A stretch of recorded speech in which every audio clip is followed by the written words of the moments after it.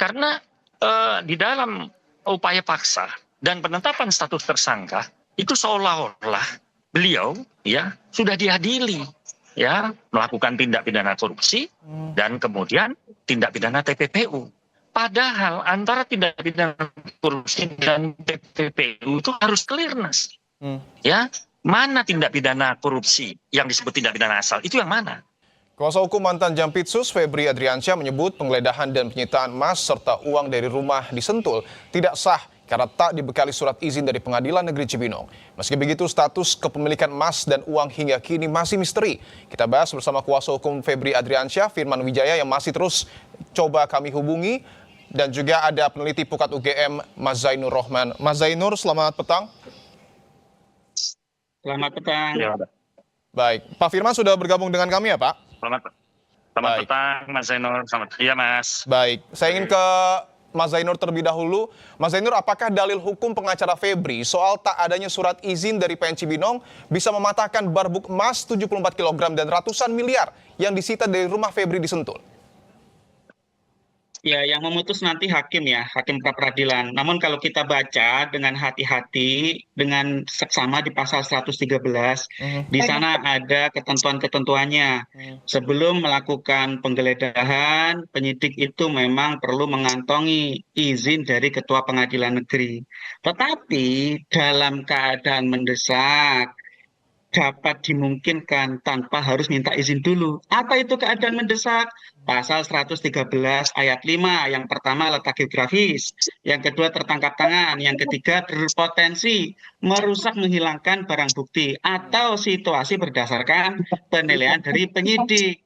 Nah, nanti kalau itu sudah dilakukan, baru kemudian dalam waktu 2 kali 24 jam bisa meminta persetujuan dari Ketua Pengadilan Negeri. Nah, jadi ini silakan bagi tersangka untuk mempersoalkan itu, tetapi KUHP memang memberi way out, memberi jalan keluar. Dalam situasi-situasi mendesak, dapat dimungkinkan untuk adanya penggeledahan dan penyitaan tanpa didahului dengan permintaan izin kepada Ketua Pengadilan. Begitu, Mas? Oke, baik. Saya ingin minta tanggapan dari Pak Firman bahwa polisi juga dalam sidang sudah menjabarkan jika penggeledahan ini didasari hasil gelar perkara 13 Januari 2026 bahwa kasus TPPU yang menyeret Febri ini layak dinaikkan ketika penyidikan. Artinya penetapan Febri sebagai tersangka dan rangkaian penggeledahan hingga penyitaan sudah sesuai dengan KUHP. Di mana poin yang Anda gugat, Pak Firman? Ya, jadi begini. Selamat sore semuanya, Mas Zainur juga sore. Di dalam pemeriksaan pra peradilan sebenarnya secara argumentatif ya sudah cukup faktual ya. Sebenarnya dokumen-dokumen yang kita ajukan kaitan dengan argumentasi-argumentasi yang memperkuat alasan permohonan pra peradilan. Jadi yang pertama, kita pada garis besarnya pertama kita menyatakan dulu bahwa pra peradilan ini ya diajukan karena terdapat 30 jenis pelanggaran. Nah, aspek pelanggarannya apa saja? Kami akan detailkan nanti di dalam daftar bukti dan pembuktian dokumenan. Yang pasti, pertama, soal penggeledahan dan penyitaan. Tadi betul sudah disampaikan oleh Mas Zainur, tapi ada fakta dokumennya. Ya, yang justru membuktikan itu sebaliknya. Tidak ada izin daripada pengadilan. Nah, tentu bukan berarti izin atau pemberitahuan itu tidak ada. Nanti kami akan tunjukkan satu itu. Kemudian kedua, dokumen-dokumen yang terkait dengan upaya paksa justru malah tidak didukung oleh dokumen administrasi yang sesungguhnya. Ya, misalnya ya penyitaan, penggeledahan. Itu kami sudah cek berdasarkan dokumen-dokumen yang ada. Nantilah dalam proses persidangan kami akan tunjukkan. Baik, saya ingin dalami Pak Firman. Terkait dengan pengembalian barang bukti berupa 74 kg emas termasuk uang tunai ratusan miliar rupiah, apakah ini berdasarkan permintaan langsung dari Pak Febri dan apakah ini artinya barang-barang tersebut semuanya milik Pak Febri? Tidak ada permintaan itu. Kami justru ingin mengatakan bahwa tuduhan terhadap tindak pidana pencucian uang ya yang ditarik dari 2016, 2014 sampai 5 tahun lebih itu menurut hemat kami jika tidak didetailkan apa tindak pidana asalnya, ya apa sih sebenarnya dari 26 itu yang mana tindak pidana asalnya. kok tiba-tiba jumping begitu aja kepada tindak pidana TPPU yang merupakan delik lanjutan. Delik asalnya apa? Nah, ini di dalam berbagai beberapa putusan nanti akan kami tunjukkan, termasuk putusan Mahkamah Agung dan pendirian dari Mahkamah Konstitusi itu wajib. Baik. Ya, ditemukan tindak pidana asalnya. Baik, saya ingin dalami lagi, Pak Firman. Bukti permulaan cukup. Ya, Mas. Bukti permulaan cukup baru kemudian bisa ditingkatkan saya ingin dalami lagi. TPP. Ya, saya ingin dalami lagi Pak Firman, bahwa tadi Pak Firman menjawab permintaan pengembalian barang bukti 74 kg emas dan juga uang ratusan miliar rupiah ini bukan permintaan Pak Febri. Lantas mengapa di pra-peradilan objek ini yang kemudian disuguhkan oleh kuasa hukum dan tim dari Febri? Ya, karena di dalam upaya paksa dan penetapan status tersangka itu seolah-olah beliau sudah diadili melakukan tindak pidana korupsi dan kemudian tindak pidana TPPU. Padahal antara tindak pidana korupsi dan TPPU itu harus clearness. Mana tindak pidana korupsi yang disebut tindak pidana asal itu yang mana? Bagaimana mungkin dalam waktu yang bersamaan tindak pidana korupsi dikeluarkan sprindiknya bersamaan dengan TPPU? Padahal TPP itu hanya bisa ditemukan dan diketahui delik pidana asalnya, yaitu tindak pidana apa. Oke, ini tentu, yang kita belum tahu. Baik, tentu Pak Firman juga dengan Pak Febri ini kan sudah melakukan diskusi, Pak. Saya izin, Pak Firman dan Pak Febri ini kan sudah melakukan diskusi tentu terkait dengan hal ini. Tapi ketika diskusi itu terjadi, Pak Febri mengatakan emas dan uang ratusan miliar rupiah ini punya siapa? Kami justru konsentrasi kepada sprindik-sprindik yang dituduhkan kepada beliau itu. Nah, ini yang kami sebenarnya akan pastikan dan buktikan. Jangan sampai terjadi misjudgment by official, belum jelas delik asalnya apa, terus kemudian belum jelas TPPU menyangkut tindak pidana yang mana, kok beliau sudah ditetapkan sebagai tersangka, bahkan dilakukan upaya paksa penangkapan dan penahanan. Ini yang menurut hemat kami unfair trial, dan ini bisa cenderung merusak sistem peradilan pidana. Jadi sampai dengan saat ini kuasa hukum belum mengetahui, Pak Firman, emas dan uang ratusan miliar rupiah ini punya siapa? Lah, ini kan justru kita ingin uji, ya kan? Karena sprindik-sprindik yang ada masih belum bisa menjelaskan soal-soal itu. Itu yang saya sebut kausa connection-nya itu seperti apa, ya kan? Maka itu pembuktian delik asal itu penting sekali. Dari mana hasbabun nusulnya kalau kita gunakan bahasa? Dari mana asal usulnya ini? Kan ini, bagi siapa yang mengungkap atau menyatakan melakukan penyidikan dugaan tindak pidana, dia yang harus membuktikan. Tapi sampai hari ini kan kita tidak melihat hal-hal itu. Justru dokumen-dokumen prosedural yang ada menunjukkan itu yang kami katakan. Prejudisnya lebih tinggi daripada pembuktiannya. Begitu. Baik, saya ingin ke Mas Zainur, bahwa tadi sudah disebutkan, kita tahu bersama bahwa pengembalian barang bukti emas dan uang ratusan miliar rupiah ini menjadi objek pra-peradilan, tetapi Pak Febri ini tidak meminta sebenarnya dan juga belum diketahui kepemilikan dari emas termasuk juga uang ratusan miliar rupiah ini. Tanggapan Anda, Mas Zainur? Ya, kalau barang-barang tersebut dikembalikan, maka publik tidak akan pernah tahu apakah barang-barang tersebut sesuai dengan sangkaan penyidik, yaitu terkait dengan tindak pidana. Apa tindak pidananya? Pencucian uang. Apa predikat krimnya? Tindak pidana korupsi. Tindak pidana korupsi apa? Penyidik menyebut ada beberapa perkara. Korupsi Asabri Jiwasraya, kemudian batubara, dan juga terkait dengan Krakatau Steel. Nah, yang kedua, saya punya posisi yang berbeda secara akademis, dan saya lihat juga memang dari sisi akademisi semua ada mazhabnya begitu ya. Saya menganut bahwa TPPU itu memang disyaratkan tindak pidana asalnya, tetapi tidak wajib dibuktikan terlebih dahulu. Dan TPPU itu bisa diproses bersama-sama penyidikannya dengan tindak pidana asalnya. Ada atau tidak perkara yang sudah dilakukan? Ada. Saya Jadi, beda pendapat dengan Mas Zainur. juga tidak ada. Ada juga Mas, pasal 74 yang memang itu diproses secara justru bersama-sama.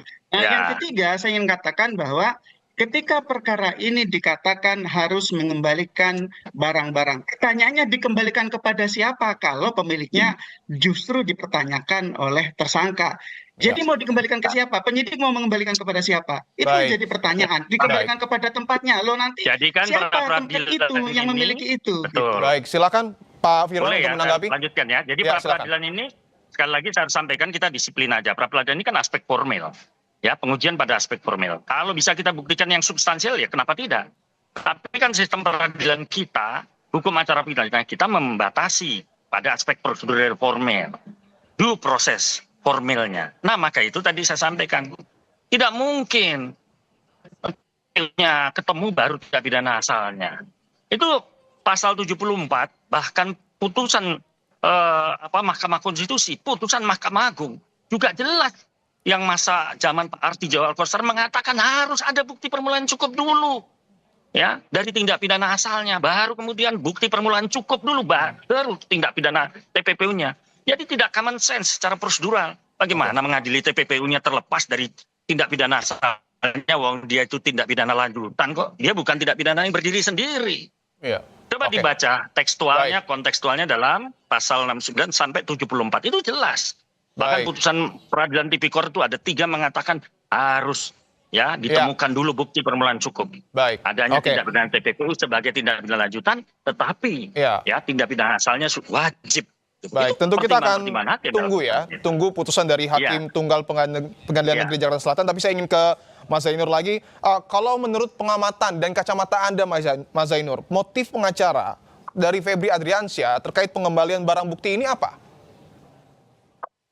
Ya, tentu ingin menggugurkan status tersangka. Tentu kalau status tersangkanya gugur, nanti dari sisi penyitaan dan lain-lainnya gugur. Dan itu memang hak dari seorang tersangka melalui kuasa hukumnya. Tetapi saya juga ingin kembali mengulas soal pra-peradilan itu menguji aspek formilnya. Memang di sana ada syarat material, syarat formil, ada syarat subjektif, ada syarat objektif. Kalau kita lihat di dalam KUHP yang baru, Undang-Undang 20/2025. Kita lihat apakah penyidik sudah sesuai dengan prosedur yang diatur dalam KUHP. Tentu kalau versi tersangka belum. Silakan nanti di depan persidangan itu untuk dibuktikan, dan tentu juga dari penyidik tentu akan membantah sebaliknya dengan juga menyodorkan administrasi penyidikan. Tetapi yang ingin saya katakan bahwa concern saya soal TPPU, ya, saya menolak mentah-mentah ketika argumen bahwa TPPU itu hanya bisa berjalan kalau penyidikan tindak pidana asalnya itu sudah berjalan. Saya menolak mentah-mentah itu. Memang butuh tindak pidana asal, betul. Butuh bukti permulaan yang cukup, betul. Tetapi tidak membutuhkan proses penyidikannya dijalankan terlebih dahulu. Dan kita lihat di dalam pasal 69 sangat jelas tertera bahwa tindak pidana asal itu tidak perlu dibuktikan terlebih dahulu. Jangankan penyidikannya, pembuktiannya itu pun tidak perlu dilakukan terlebih dahulu. Bahwa memang itu wajib ada tindak pidana asal, saya pikir ahli dari dua kubu sama-sama sepakat. Tetapi soal apakah itu harus dijalankan penyidikannya terlebih dahulu, itu saya tidak sepakat dengan itu. Dan yang kedua adalah, saya pikir ini soal bagaimana administrasi penyidikan itu dipenuhi atau tidak dipenuhi oleh penyidik. Karena sekali lagi, pra-peradilan adalah menguji aspek formil. Nah, karena menguji aspek formil, maka tidak bisa kita mengatakan bahwa oh ini milik siapa, ini milik siapa. Yang bisa diuji adalah apakah prosedurnya itu dipenuhi atau tidak. Apakah ada izin dari pengadilan atau tidak. Apakah sesuai dengan prosedur yang diatur di masing-masing institusi atau tidak. Saya pikir selama itu sudah terpenuhi, segala macam bentuk pertanyaan selebihnya itu harus dilakukan di peradilan pokok perkaranya. Baik, saya ingin ke Pak Firman singkat saja Pak, dan saya ingin tegaskan lagi, artinya untuk pengembalian emas 74 kg dan juga untuk pengembalian uang ratusan miliar rupiah, ini tidak ada titipan khusus dari Pak Febri? Tidak ada, ya. Jadi saya juga perlu clearance kepada Mas Zainur Rahman. Bagaimana prosedur formalnya benar, substansinya benar. Prosedur formalnya pakai pasal-pasal yang sudah nggak berlaku, Mas Zainur. Bagaimana? Ya pasal 345 udah dicabut. Itu dipakai sebagai prosedur formal dalam melakukan penetapan tersangka. Padahal dari pasal 603, 607, 608 itu jelas. Gimana itu? Itu baru satu aspek prosedural. Ya, norm addressnya saja sudah keliru secara formal. Belum lagi persoalan-persoalan duplikasi, ya, status tersangka. Nggak ada menetapkan tersangka itu 2 kali dalam persoalan yang sama. Ini kan sistem hukum yang nggak dikenal di mana-mana. Presidensial hukum yang seperti apa? Ini tidak ada. Kemudian belum lagi dokumen-dokumen itu ditandatangani oleh bukan pejabat yang berwenang. Jadi kalau kita sepakat bahwa hukum acara pidana memastikan fairness proses, bahkan substansinya itu biasa teman-teman NGO adalah hak asasi manusia, ini kan justru perjuangan tentang hak asasi manusia yang menurut saya juga harus dilakukan kepada setiap orang, tidak terkecuali kepada Pak, termasuk soal emas dan sebagainya. Baik, saya Kalau sudah itu diambil poinnya dari tempat yang salah, ya tentu harus dikembalikan ke tempat asalnya menurut saya ya, terlepas siapa itu pemilik. Ya kira-kira begitu. Terlepas siapa saja itu pemiliknya. Dan saya ingin ke Mas Zainur, memang barang bukti ini kan masih menjadi misteri kepemilikannya. Tapi kalau itu didesak untuk kemudian dikembalikan, Mas Zainur, Anda mencium barang ini memang betul milik Pak Febri atau dititipkan ke Febri oleh sejumlah pihak? Ya, itu yang harus dijawab melalui proses peradilan. Kalau kita mau perbandingkan, saya lihat ada kemiripan dengan perkara Zara Afrika. Saya paham yang dimaksudkan oleh tim Pak Febri. Apa kaitan antara emas yang disita dengan tindak pidana yang dilakukan? Itu kan soal nexus, tentang hubungan kausal. Nah, ketika FA ini sebagai jampitsus, ada satu perkara terkait dengan Zara Afrika, bahwa ketika sudah ada tindak pidana asal yang terkait dengan harta yang diduga merupakan harta tindak pidana pencucian uang, maka kemudian TPPU-nya bisa dijalankan. Tapi oke lah, itu silakan nanti di dalam upaya-upaya yang dilakukan oleh kedua belah pihak.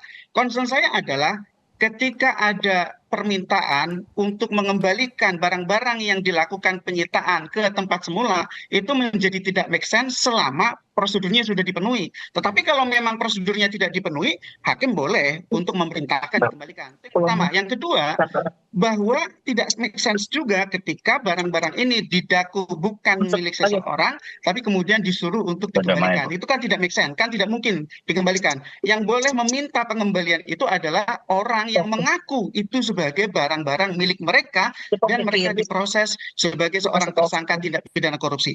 Jadi ini hanya make sense kalau memang misalnya ada seseorang mengaku sebagai pemilik barang itu, misalnya DR yang mempersoalkan itu, silakan selama DR bisa membuktikan dari mana, bagaimana prosedurnya dan seterusnya, silakan. Tetapi kalau orang lain, saya pikir itu tidak masuk akal.